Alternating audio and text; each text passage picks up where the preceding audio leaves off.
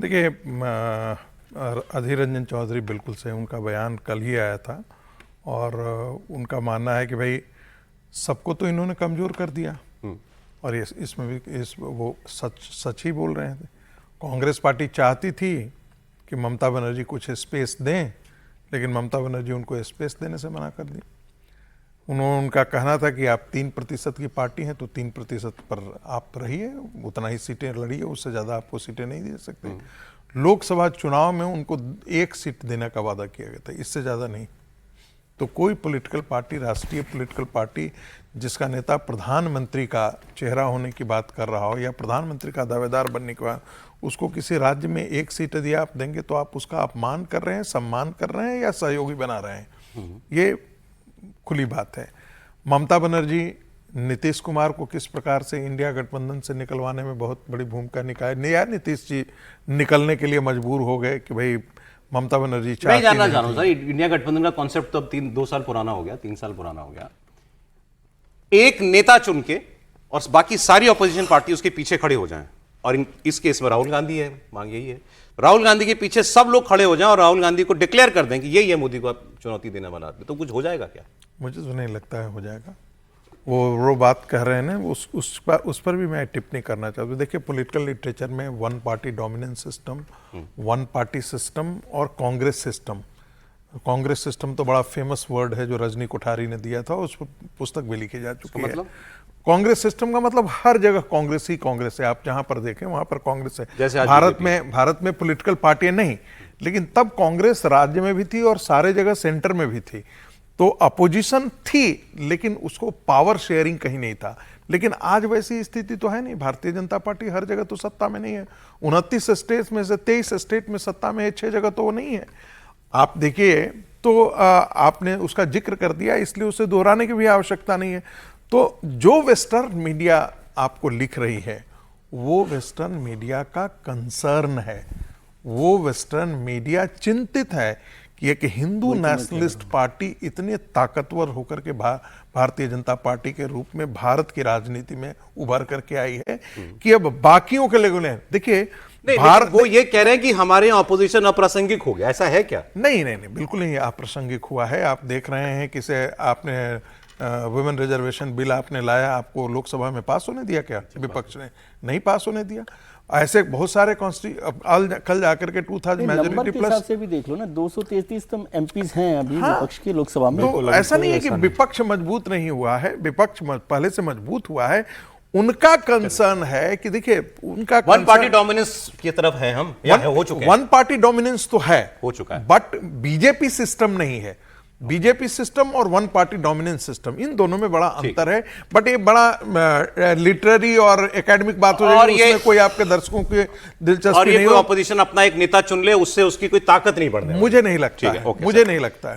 अब ये बात हो रही है 1 पार्टी डोमिनेंस सिस्टम में हम ऑलरेडी आ चुके हैं। कितने स्टेट्स में बीजेपी का सीएम या एनडीए का सीएम है। मोदी जी को एक और चाहिए, अभी एक और चाहिए उनको, वो कांग्रेस का चाहिए। कल वो हैदराबाद में एक फंक्शन में थे और उनके साथ थे वहाँ के सीएम रेवंत रेड्डी। तो कई बार वो होता है ना कि रेवंत रेड्डी ने एक शरारत करने की कोशिश की, लेकिन शरारत उससे की जाती है जो उस क्लास में पहले ना पढ़ा हो। वो वहाँ उनसे कर दी, उनकी मोदी जी से शरारत। वो ये कर रहे थे कि मोदी जी देखो, आपने गुजरात मॉडल दिया, गुजरात मॉडल आप इसलिए दे पाए क्योंकि मनमोहन सिंह जी ने आपको इतना रुपया दिया अपने शासनकाल में जब आप चीफ मिनिस्टर थे। मोदी जी ने कहा अच्छा ठीक है, बारी आने दो। फिर मोदी जी की बारी आई तो उन्होंने ये कहा कि गुजरात को भारत सरकार ने जितना भी पैसा दिया 10 साल वो मैं सारा आपको देने के लिए तैयार हूं, तेलंगाना को, क्योंकि उन्होंने ये कहा था कि मुझे $1 ट्रिलियन इकोनॉमी बनाना है तेलंगाना को। तो मोदी जी ने कहा कि आपने गुजरात का जिक्र किया है, भारत सरकार, केंद्र सरकार की तरफ से जो भी लाभ मिलता हो गुजरात को, मैं वो सारा आपको देने के लिए तैयार हूं। लेकिन फिर इस बात के लिए तैयार रहना कि उसके बाद अभी जो आपको मिल रहा है वो उसका आधा हो जाएगा। का मतलब वो कह रहे थे गुजरात को इतना नहीं मिलता जितना आपको मिलता है, आपको तो मैं दुगना दे रहा हूं। नहीं, उस समय जब मिलता, जब कांग्रेस गवर्नमेंट, मतलब कह तो यही रहेंगे, अब मैं आपको उससे दुगना दे रहा हूं। अब उसके बाद फिर लास्ट की लाइन में मोदी जी ने शरारत की। मोदी जी ने कहा कि इसलिए अच्छा है मेरे से ही जुड़ जाओ, मेरे साथ ही रहो। सुनिए। चुनाव हो गए 5 राज्यों में। चुनाव खत्म होते ही देश को आगे तेजी गति से देश को आगे चलाने के लिए आज तेलंगाना में हाजिर हुआ है। इसीलिए इस मौके पे प्रिय प्रधानमंत्री नरेंद्र मोदी जी से एक बात मैं कहना चाहता हूं। जिस दिन इस देश का प्रधानमंत्री मनमोहन सिंह जी था, तब मोदी जी गुजरात के मुख्यमंत्री थे। 10 साल में गुजरात मॉडल इन्होंने बनाया इस देश के लिए।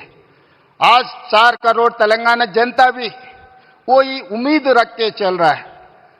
जब मोदी जी इस देश का प्रधानमंत्री है, लोग मेरे ऊपर उम्मीद रखा है आने वाले 10 साल में तेलंगाना मॉडल बना के 2034 $1 ट्रिलियन इकोनॉमी रीच करने के लिए लोग उम्मीद रखा है। जैसा मनमोहन सिंह जी मोदी जी को साथ दिए एज ए प्रधानमंत्री, आज हम 4 करोड़ तेलंगाना जनता के तरफ से मेरा गुजारिश है, मेरा रिक्वेस्ट है मोदी जी से, आप भी उतना ही आशीर्वाद इस तेलंगाना राज्य पे रहना है, तब हम तरक्की कर सकते हैं। 10 साल के शासन में भारत सरकार ने जितना गुजरात को दिया वो मैं आपको देने को तैयार हूं।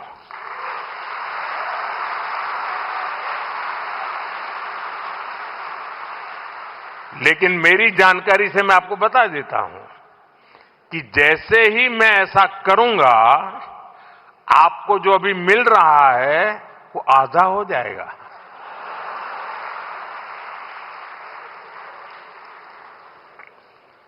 आप जहां पहुंचना चाहते हैं नहीं पहुंच पाएंगे, और इसलिए अच्छा है कि मेरे से ही जोड़ो।